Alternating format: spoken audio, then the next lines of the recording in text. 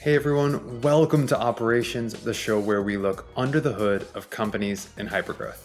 My name is Sean Lane. In January of 2023, LinkedIn released its list of the 25 fastest growing job titles in the United States. The number one job on that list? Head of Revenue Operations. Now, if you're listening to this show, that's probably exciting news to you. But here's the thing. Roles dubbed as revenue operations can be foggy, amorphous blobs, with one company's job description different from the next. If astronaut topped that list from LinkedIn, every applicant would show up to their interview expecting to go to space. So why can't we have our own clear version of space travel?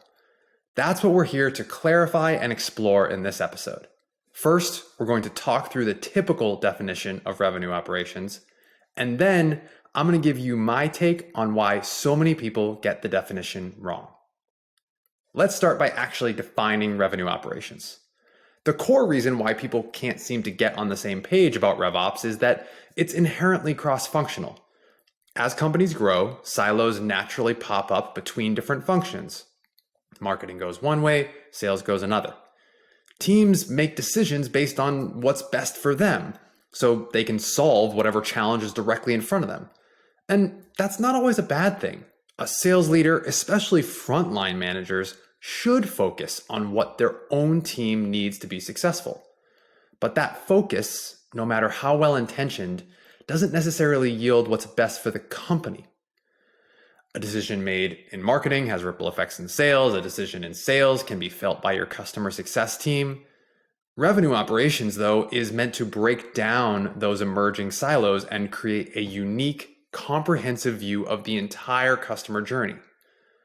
I'm not exactly sure when the term was invented, but I do remember the first time I ever read about revenue operations. It was around 2016. I was working at a different company, and I read something called the RevOps Framework by a guy named Marco Savic. Marco, who actually ended up being a guest on this show years later, was running a company called Funnelcake at the time, which, you guessed it, gave companies visibility across their entire funnel. So this framework taught me that instead of having marketing operations, sales operations, and customer operations as standalone functions inside your company, RevOps brings those operations teams together. Now, sales, marketing, customer success are typically the three legs of the go-to-market stool inside of SaaS organizations.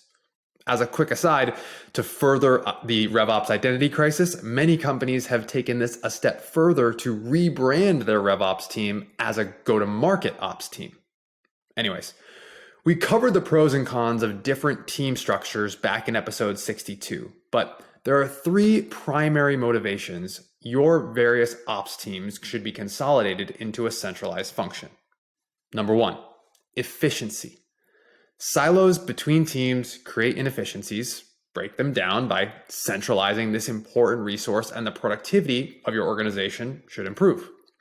Number two, continuity. Every handoff in your customer journey is an important moment, but also an opportunity for friction and disjointedness. A team that has a customer journey designed from end to end can also implement and instrument the root processes and technology necessary to ensure a seamless customer journey, both for your external customers and for your internal colleagues. Number three, source of truth. Every one of us has walked into a meeting where marketing has one version of the truth and sales has a different one. Instead of spending half of the meeting trying to figure out whose report is right, RevOps can serve as the source of truth for all of your go-to-market reporting and analytics. And that's where most RevOps definitions end. They talk about the cross-functional nature of the team, the organizational benefits of forming a team like this within your company, and they send you on your way. But to what end? Too often, operators are seduced by a unique design, or we get hung up on the complex workflow that's going to be the solution to our problem. And as proud as you might be of the seamless integration that you spent hours meticulously crafting, that's not what is providing value to your end users. Sure, the engineers at Netflix can find satisfaction in the code they write, but it's the speed and reliability when you click play that really matters. So if it's in the workflow building or the team structure that we see our teams value, we're missing the point. Deciding to invest in and build a revenue operations function is just an input, not an outcome. Your companies care about, no, they need outcomes. So, what's a better definition? What are the outcomes we should strive for? Here's my tweaked version of a definition. Revenue operations brings together cross-functional operators to build a high-achieving, understood, and scalable revenue engine. A revenue engine. We as operators, we're the mechanics that know every minute detail of the machine that we're building. And we're tasked with simultaneously maintaining and improving that engine. Let's break this definition down. Each of the descriptive components of this definition are critical to your team's and your company's success. First, I said cross-functional operators. I'm being purposeful here to avoid specific functions within the legs of the go-to-market stool, systems teams, product teams, BI teams. There are so many iterations of what can comprise RevOps. So let's focus on the fact instead that we're breaking down the silos to look at your business holistically. The whole engine. So, what type of engine did I say? First, high achieving.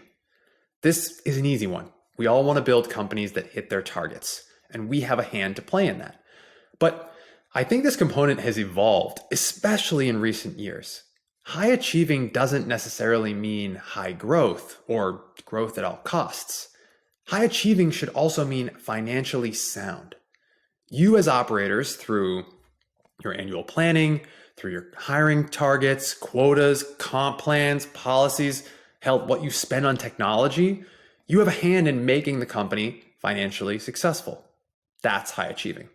Okay, second, understood.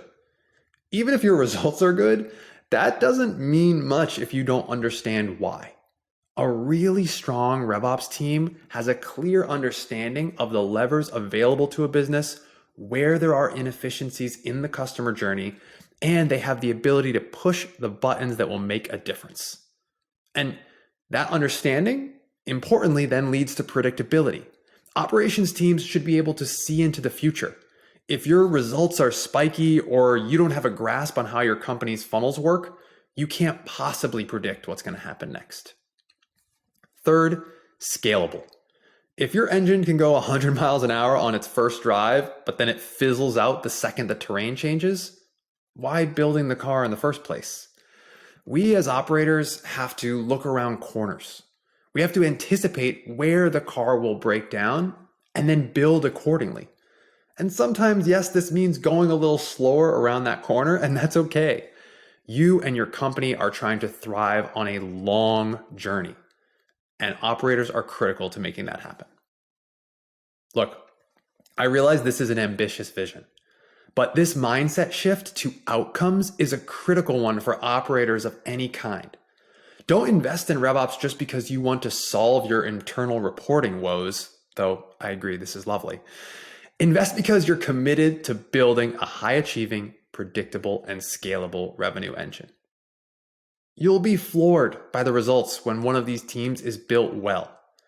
Operational command of the business will increase, more people in your organizations will be comfortable leveraging data to make hard decisions, and when done correctly, the high achievement against your business targets will follow.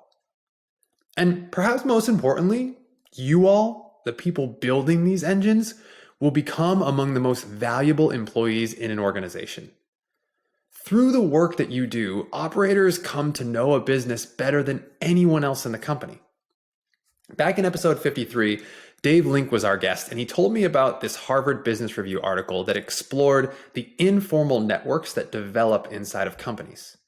Specifically, we talked about a role within those networks called the central connectors. Central connectors are the connective tissue who link most people in an informal network with one another. They aren't usually the formal leaders within a unit or a department, but they are the go-to people. They know who can provide critical information or expertise that the entire network draws on to get work done. Sound familiar? Revenue operations hires are the central connectors of your companies. They're the glue. When we look back at how SaaS businesses have evolved, there are plenty of teams that are foundational to how companies run today that would not have been so widely accepted just 10 or 20 years ago. Take the customer success function. It rode a wave of category creation thanks in part to the evangelism of companies like Gainsight. No one would start a company today without a plan for customer success. RevOps should and will be the same. And I'll go even further to say that future CROs and even CEOs will come from RevOps. You all are the super connectors. And not just because you decide to structure your team in a certain way or because you read a trendy guide about why your reporting will get better if you have RevOps. It's because you brought together cross-functional operators to build a high-achieving, understood, and scalable revenue engine. If you like what you heard from our show today, make sure you're subscribed so you get a new episode in your feed every other Friday. And if you learned something today or from any of our other episodes, please leave us a review on Apple Podcasts or Spotify or wherever you get your podcasts. 6-star reviews only. All right, that's going to do it for me. Thanks so much for listening. We'll see you next time.